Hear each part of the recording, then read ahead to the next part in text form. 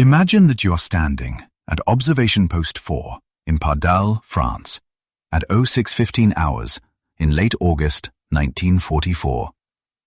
A crumpled morning report lies on the desk, while German technical officers of Flak Regiment 155W struggle to comprehend the mathematics displayed before them, as the interception rates violate every principle of ballistic probability taught at Luftwaffe technical academies across the Reich. You can see their disbelief as they read that 82% of their missiles have been destroyed, a figure so high that it defies all their expectations and calculations.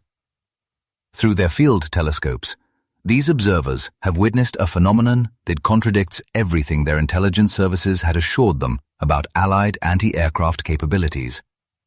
The V-1 flying bombs, launched toward London in the pre-dawn hours, are being annihilated at rates that defy explanation. Not by fighters flying dangerous pursuit curves or by entanglement in barrage balloon cables, but by anti-aircraft fire over the coastal gun belt. You would see shells exploding with impossible accuracy around the missiles, somehow detonating near them and destroying them without the necessity of a direct hit. At the headquarters of Flak Regiment 155W in the Chateau d'Eau, Colonel Max Wachtel, the commander of the entire V-1 offensive, receives these reports with a growing sense of alarm. If you tracked the statistics over the course of the German V-1 campaign, you would see the proportion of flying bombs destroyed by the coastal gun belt rising from 17% in June to 74% by late August. This culminates in an extraordinary 82% success rate during that final week of August 1944, marking the beginning of the most profound technological shock that Wehrmacht weapon scientists would experience in the entire war. What neither Wachtel nor any German scientist realizes is that they are witnessing the deployment of one of World War II's most closely guarded secrets. A technology so revolutionary that you will find it was protected at the same security level as the atomic bomb project.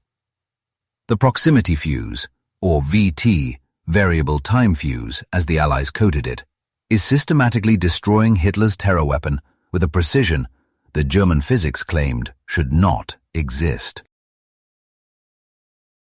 To understand the magnitude of this failure, you must look back 10 weeks to June 13, 1944, exactly 1 week after D-Day, when Hitler unleashed his long-promised Vergeltungswaffe, or vengeance weapon, against London.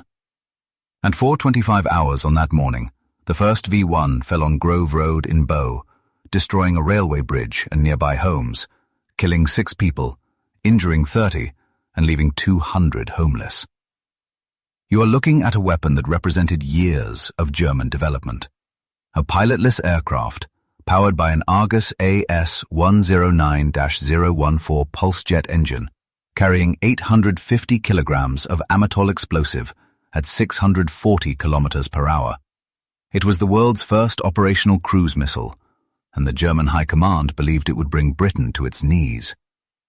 Major Walter Dornberger, head of the V-weapons program at Peenemünde, had calculated that even with a conservative 25% success rate, the V-1 would deliver more explosive power to London than the entire Blitz of 1940 to 1941. Furthermore, you should note that each V-1 cost approximately 5,000 Reichsmarks to produce, which is a mere fraction of the cost of a manned bomber mission and carries absolutely no risk to an aircrew.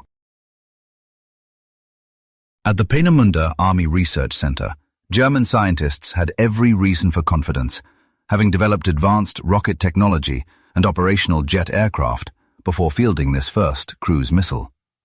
Dr. Robert Lusser, who designed the V-1's control system, had calculated that Allied interception was nearly impossible because the flying bomb traveled at varying altitudes between 600 and 2,700 meters.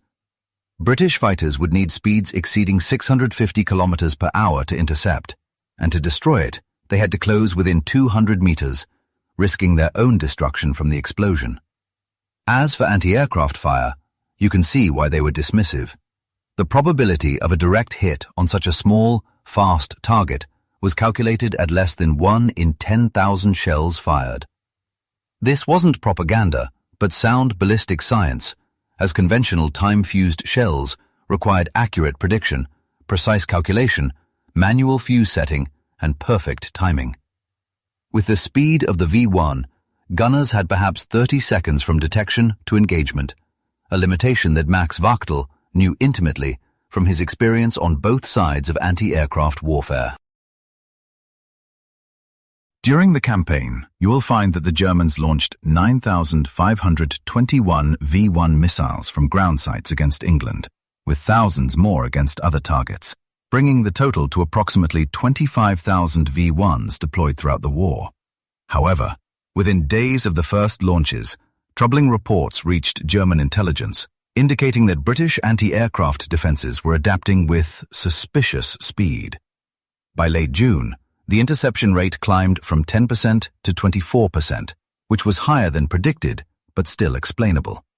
Then came July, and the statistics became inexplicable to the German technical officers monitoring effectiveness, who noticed British guns claiming V1 kills with impossibly low ammunition expenditure. Observers on the French coast witnessed V1s flying steadily toward England, only to be suddenly surrounded by flak bursts and tumble from the sky, despite the explosions occurring too far away for direct hits. Unknown to German intelligence, you are seeing the effects of proximity fuses that turned near misses into kills, a technology that had been operational in the Pacific since January 1943, when the USS Helena shot down a Japanese dive bomber with shells that sensed their proximity to the target.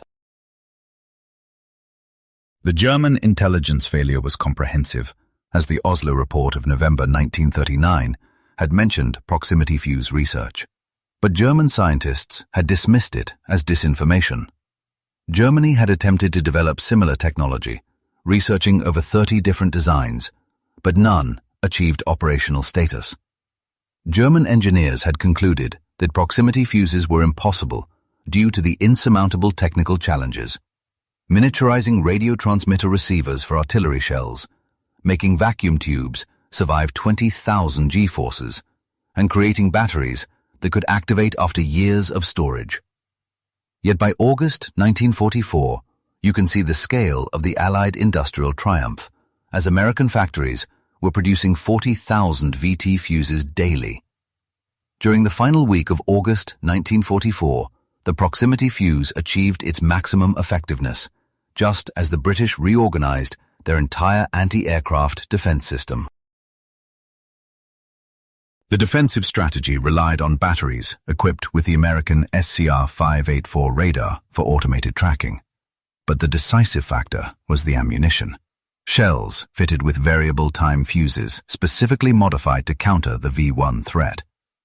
Regiments from the Royal Artillery and the RAF were redeployed from the North Downs to the South Coast to create a concentrated belt of anti-aircraft fire. This coastal positioning was a deliberate tactical choice, ensuring that any malfunctioning rounds would fall harmlessly into the sea, thereby preventing German forces from recovering and studying the technology. As the V1s crossed the English coastline, they entered a calculated kill zone, where superior technology rendered statistical survival impossible. The radar systems would instantly lock onto the flying bombs, computing their trajectories and feeding precise firing solutions directly to the guns. Within the shells, the proximity fuse housed miniature radio transmitters built with vacuum tubes from Sylvania Electric and Western Electric. When reflected signals indicated the target was near, thyrotron switches triggered the detonators, sending a cloud of steel fragments through the hull of the V1. On the campaign's peak day in late August, these coastal guns successfully destroyed 82% of incoming V1s, an interception rate that German engineers had deemed physically impossible. Reports of this 82% success rate triggered crisis meetings at German headquarters, where Oberst Max Wachtel began to suspect sabotage. Yet, emergency inspections and test firings over German territory revealed no mechanical faults. The missiles functioned perfectly until they encountered the British defenses. German experts ultimately concluded that the British had deployed a revolutionary anti-aircraft system, but without captured examples, they could not determine its specific mechanics. They attempted to counter this by varying tactics, changing altitudes, launching larger salvos, attacking at night, and exploiting weather conditions. But nothing worked, and the kill rate remained devastating. At Peenemünde, scientists faced an uncomfortable realization. If the Allies had indeed perfected proximity fuses, they had achieved an engineering feat that Germany had dismissed as impossible.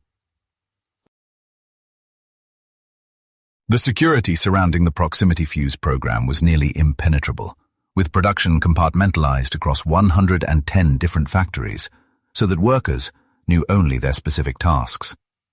Even the name variable time was a deliberate deception, designed to suggest a conventional time delay fuse rather than a proximity sensor.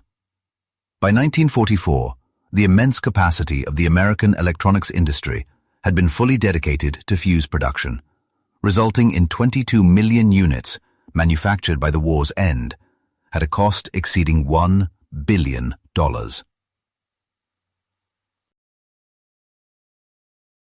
The industrial mismatch was staggering. The Crosley Corporation alone produced over 5 million fuses, representing nearly a quarter of the total output. While Germany struggled to manufacture V1s using forced labor, America transformed its electronics sector, reaching a peak daily production of 40,000 units and driving costs down from $732 in 1942 to just $18 by 1945. Crosley, which had made radios and refrigerators before the war, employed 10,000 workers to produce 16,000 fuses every day. In a display of absolute contrast, Sylvania Electric dedicated its entire vacuum tube research division to developing ruggedized components, eventually producing 400,000 miniaturized tubes daily, 95% of all tubes used in the program. While Germany relied on handcrafted weapons produced in limited numbers, America mass-produced revolutionary technology on an unprecedented scale. In fact, monthly American production of proximity fuses exceeded the total number of V1s Germany produced during the entire war. The proximity fuse represented a triumph of extraordinary engineering, as the device had to survive being fired from a gun with 20,000 Gs of acceleration and a spin rate of 25,000 RPM. Sylvania developed miniature vacuum tubes based on hearing aid designs, but reinforced them to withstand these extreme forces, while batteries remained dormant for years, only to activate instantly when needed. This radio-triggered device required solving physical problems that German engineers had considered impossible. Yet the solution was mass-produced. Quality control was unprecedented, with every fuse undergoing multiple tests and random samples being fired in actual guns to verify performance. Rejection rates below 2% demonstrated remarkable manufacturing precision, and by September 1944, the V1 offensive was effectively neutralized. Of 9,521 V1s launched, only 2,515 reached London. While the loss of over 6,000 civilians was tragic, General Frederick Pyle calculated that without these fuses, casualties would have been 4 to 5 times higher.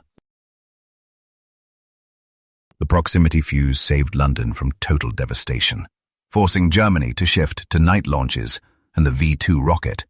But these desperate measures failed to achieve any strategic impact. The V1 became a costly failure, consuming resources that were desperately needed elsewhere, while the German failure to detect the proximity fuse represented one of history's greatest intelligence disasters. Despite their extensive networks, the Germans never grasped the nature of the weapon they faced, and not a single intact fuse fell into their hands during the campaign. Remarkably, during the Battle of the Bulge, German forces captured an American ammunition dump containing these fuses, but failed to recognize their significance. blinded by the assumption that such technology was impossible. After the surrender, interrogations revealed that commanders like Oberst Wachtel had suspected better radar, but never self-thinking shells. When German scientists were shown captured American VT fuses, they expressed utter disbelief, admitting that their own technology was at least 10 years behind what the Americans had achieved. Merle Tuve, the visionary who led the development of the proximity fuse at the Johns Hopkins Applied Physics Laboratory, later reflected that their success was born from a systematic collaboration uniting scientists, engineers, and production workers. A level of synergy that totalitarian systems were fundamentally incapable of achieving. The creation of the proximity fuse served as definitive proof that the outcome of the Second World War was determined as much within the confines of laboratories and factories as it was on the battlefields. While Germany chased after exotic wonder weapons, the United States focused its efforts on multiplicative technologies designed to drastically enhance the lethality of their existing arsenal. This strategic pivot made every anti-aircraft gun 5 to 10 times more effective. A game-changer acknowledged by Secretary of the Navy James Forrestal. He stated that the proximity fuse helped blaze the trail to Japan, noting that without the protection this ingenious device provided to the fleet, the westward push would have been far slower, and the cost in men and ships immeasurably greater. In stark contrast, the German V1 program relied heavily on slave labor, with tens of thousands of concentration camp prisoners perishing in underground factories to manufacture the missiles. Meanwhile, American workers voluntarily logged overtime for premium wages, often unaware of exactly what they were producing, but fully grasping the vital importance of their contribution. At Sylvania's Ipswich facility alone, over 5,000 women worked grueling 12-hour shifts to produce these specialized components, only discovering after the war that they had helped save London from Hitler's terror weapons. The secret of the proximity fuse was guarded so strictly that even British anti-aircraft crews remained ignorant of what made their shells so effective. They were issued special ammunition subject to rigorous accounting requirements, where every proximity-fused shell fired at a V1 was tracked and any unexploded ordnance was immediately secured by recovery teams. Naval vessels patrolled the English Channel to prevent the Germans from recovering any duds, a secrecy protocol that ultimately came at a high cost in human lives. Allied ground forces were denied the use of proximity-fused artillery until December 1944 because the technology was deemed too sensitive to risk capture, resulting in the deaths of thousands of soldiers. Yet, the decision to use them against the V1s was justified by the critical need to ensure London's survival during the invasion period. For Germany, the V1 program proved to be a strategic disaster that drained critical resources while achieving minimal impact. The launch of approximately 25,000 V1s cost millions of Reichsmarks and diverted essential materials from fighter aircraft and anti-tank weapons that were desperately needed on shrinking fronts. The program's reliance on slave labor added a grim moral dimension to its failure, as the proximity fuse was effectively defeating weapons built through human suffering, a contrast that would only be fully understood in the post-war years.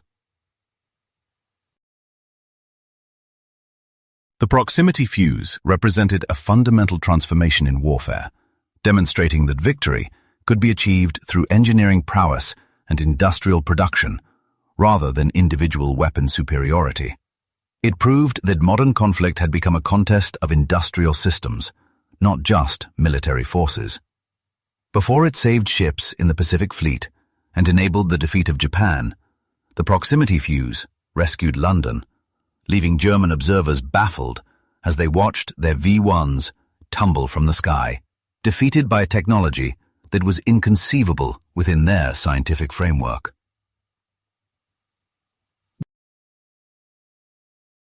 The transformation in efficiency was dramatic. Before the introduction of proximity fuses, Destroying a single V1 required an average of 2,500 heavy anti-aircraft shells. But with the new fuses, this number dropped to just 100. The interception rate along the gun belts soared from 17% to 82% in just 10 weeks. A feat achieved not through courage or training, but through the mass production of advanced technology on a scale Germany could neither match nor comprehend. America had mobilized its entire electronics industry, employing over 80,000 workers and investing over $1 billion to produce 22 million fuses. When the proximity fuse was finally declassified in September 1945, the War Department announced it as one of the most important weapons of the war, surpassed in effectiveness only by the atomic bomb. For the German scientists who had puzzled over the failures of their V1s, this revelation brought both understanding and deep humiliation. They realized they had been defeated not by superior strategy or warrior courage, but by an industrial capacity they had never imagined possible. Post-war interviews revealed the depth of German shock, as they had believed their V1 represented the pinnacle of weapons technology. Learning that their masterpiece was defeated by mass-produced electronics, costing less than $20 apiece, was devastating, forcing them to accept that they had lost not to soldiers, but to assembly lines. This technology eventually evolved into modern air defense systems, radar altimeters, and electronic warfare capabilities, remaining a permanent reminder to Germany's former weapons scientists of their wartime blindness. The proximity fuse proved that in modern warfare, the mass production of effective technology matters more than the crafting of perfect weapons. While Germany produced brilliant individual armaments, America produced effective weapons by the millions. On that remarkable day, in late August 1944, when proximity fuses destroyed 82% of German V1s, the nature of warfare changed forever. The Germans, launching their vengeance weapons, never knew what invisible technology was defeating them, having done everything right by their own understanding, developing advanced weapons and training elite crews, only to be bested by mass-produced electronics they could not imagine. The proximity fuse saved London through thousands of small explosions, each guided by a technology German science deemed impossible, marking the triumph of industrial democracy over totalitarian engineering and mass production over crafted perfection. The Germans never discovered what hit their V1s as they fell burning from the sky, defeated by a secret they couldn't conceive and an industrial might they couldn't match. In the end, America's greatest victory wasn't on the battlefields, but in the factories, where millions of workers, many of them women unaware of what they were making, produced the tiny electronic devices that saved a city and transformed warfare forever. The astounding 82% interception success recorded by late August 1944 served as undeniable testimony that, in the theater of modern warfare, sheer industrial might could neutralize even the most sophisticated wonder weapons. More than a mere instrument of destruction, the proximity fuse embodied a profound truth: that a democracy's capacity to unify scientific innovation with manufacturing power could ultimately triumph over the coerced genius of a tyrannical regime. Meanwhile, as German forces watched their purportedly flawless armaments plummet impotently from the heavens, they remained oblivious to the fundamental reason they had already forfeited a conflict their commanders claimed they were still destined to win.